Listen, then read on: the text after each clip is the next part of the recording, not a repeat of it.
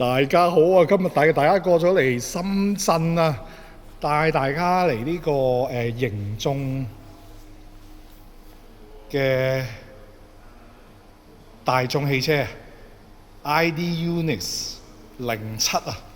嗱，呢個車咧好正嘅，不過而家車匙咧擺低咗，如果唔係咧就可以一踢開佢咧就開㗎啦。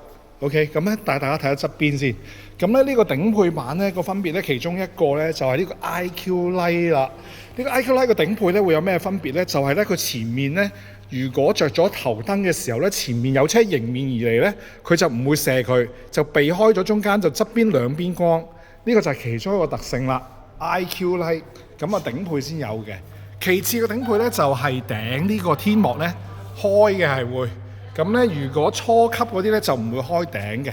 咁尾有自動門啦，亦都係入門級嘅車就冇嘅。OK， 咁同埋呢個腳數都係啦，即係你攞住嘢踢後面咧，佢就會開㗎啦。咁 and then 最後咧第三樣嘢咧就係對鈴。OK， 呢對鈴係多咗1寸嘅，20寸嘅。標配入門咧就只係得19寸嘅啫。OK， 咁全車咧兩隻色，白色就唔使加錢嘅。咁其實呢個白色咧係灰灰地底嘅。